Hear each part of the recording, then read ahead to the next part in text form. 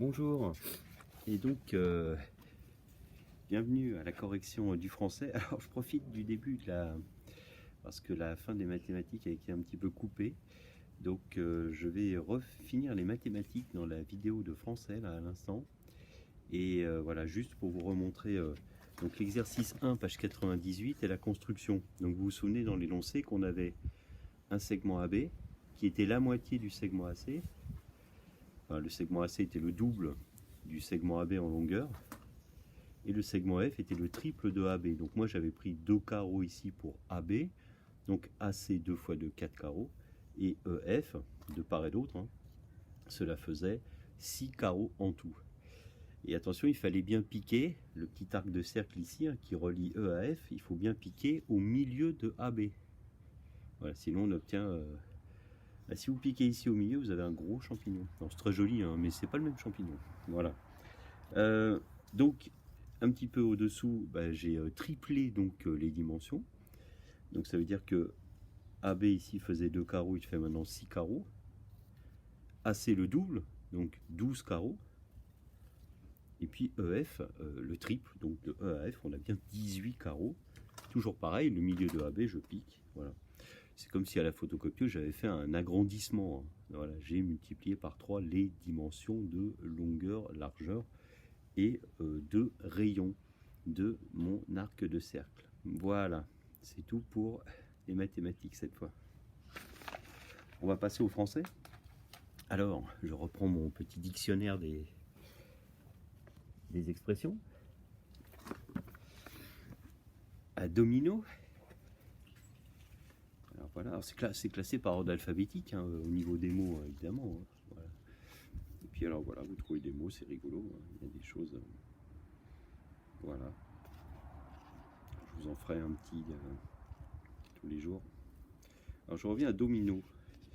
C'était à la page de domicile, je l'ai vu passer vite fait. A-E-I-O, Do. J'ai les doigts un peu froids. Domino, voilà. Alors, jouer des dominos, les dominos en argot et en français un petit peu plus familier du 19e siècle, ça signifie c'est les dents. On dit aussi les chicots. Voilà. Le chicotier, le monsieur qui arrache les dents. Voilà. Mais chicot, bon, c'est rigolo comme mot. Et les dominos, alors ce sont les dents. Et jouer des dominos, ça veut dire finalement manger, quoi, mâcher, manger, tout simplement.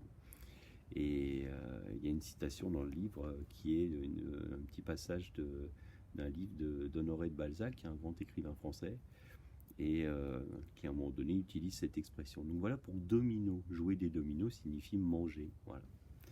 Alors, on va revenir maintenant à l'exercice qui nous intéresse, c'est-à-dire le 4, où on avait du la. Essayez de voir un petit peu de quoi il s'agit. Alors, première phrase, Pierre a pris... Alors, prenez votre temps, un stylo vert. Donc, exercice 4, page 103. Voilà, première phrase. Plusieurs là, hein, à l'oreille. Pierre a pris la casquette de Tom et l'a posée sur la table. Alors, je rappelle que le la tout seul, hein, LA classique, ce peut être un déterminant, la plupart du temps, la table, la chaise, mais ce peut être aussi un pronom. Vous vous souvenez, dans la phrase qu'on avait regardée ce matin, il la regarde, hein, la télévision, ou il la regarde, il regarde la table, la chaise. Et dans ce cas-là, ce là d'ailleurs est suivi par un verbe. Donc on peut se dire, tiens, non, c'est pas un déterminant, parce qu'on n'a pas un déterminant avant un verbe, on a un déterminant avant un nom, ou je fais partie aussi du groupe nominal, du adjectif non. D'accord? Donc, là en l'occurrence, Pierre a pris la casquette. Après le là, je vois que j'ai un nom, donc c'est bien un déterminant. Donc, la casquette, pour commencer. Et l'a posée sur la table. Ah, alors ça, voilà, on est en plein passé composé. D'ailleurs, la phrase a commencé au passé composé. Pierre a pris la casquette de Tom et l'a posée sur la table. Donc, L', A.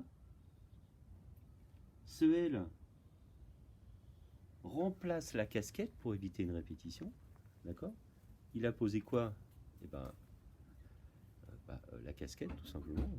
Donc, pronom COD. Et le A aussi, qui est l'auxiliaire avoir. du passé composé, la marque du passé composé. Ça va? Et la poser pour finir sur la table. Nous revoici avec un groupe nominal. Donc le là est un déterminant, article défini précisément, là, qui va avec table, bien sûr. Alors phrase 2. Alors je vais mettre directement cette histoire-là,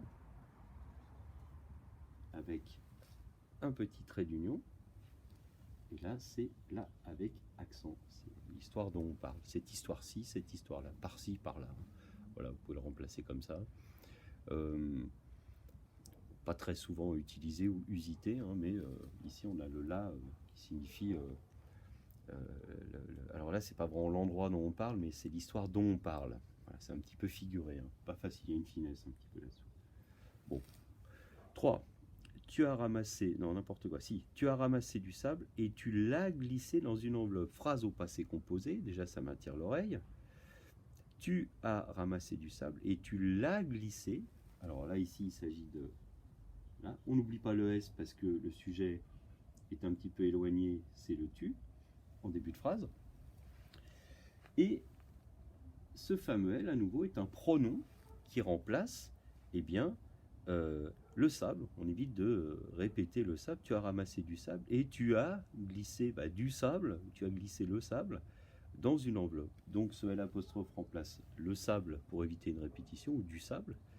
Et là on a bien la phrase au passé composé avec ici l'auxiliaire avoir. Donc deuxième personne. D'accord? Voilà, passé composé. Quand vous avez une phrase au passé composé pour le L', déjà ça doit vous attirer l'oreille normalement. Alors je continue. Qui est là? Bon, 4. Le premier là, pas de problème, qui est ici. Hein. Qui est là? Oncle Asdine, mais pourquoi personne ne me l'a dit plus tôt? Alors, ne me l'a pas dit, il faudrait peut-être écrire, mais c'est un petit peu littéraire. Ici, on n'a pas mis le là. Cette phrase est au passé composé. Alors, qu'est-ce qu'on ne m'a pas dit? Que tu étais là. Alors, cette fois, le L remplace toute l'idée générale. C'est pas très évident. Et donc, voilà quoi.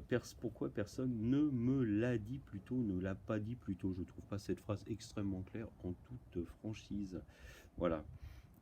Au présent, ce serait, alors, si vous voulez faire au présent, pourquoi personne ne me l'a dit plus tôt? Voilà. Et ça, ne me le dit ou ne me l'a dit plus tôt. Non, ne me le dit plus tôt au présent. Et au passé composé, ne me l'a dit plus tôt à l'apostrophe A. Donc A qui est l'auxiliaire avoir et le L qui le remplace. On m'a dit quoi? Toute la proposition que tu étais là, oncle Asdine. Bon, pas facile. Hein. Dernière phrase. 5. La fleuriste, déterminant, avant fleuriste, pas de problème, a composé un joli bouquet, puis elle l'a emballé. Ah, on est dans du passé composé. Elle a emballé quoi? Le bouquet, on évite la répétition. Elle l'a emballé. Et l'a déposé dans un seau. On parle toujours du bouquet, L''A. Donc, je répète, la fleuriste a composé un joli bouquet, puis elle l'a emballé. D'accord? Le L remplace le bouquet. Et l'a déposé dans un seau. Ok? Phrase au passé composé, L''A. Vous n'avez pas de doute là-dessus.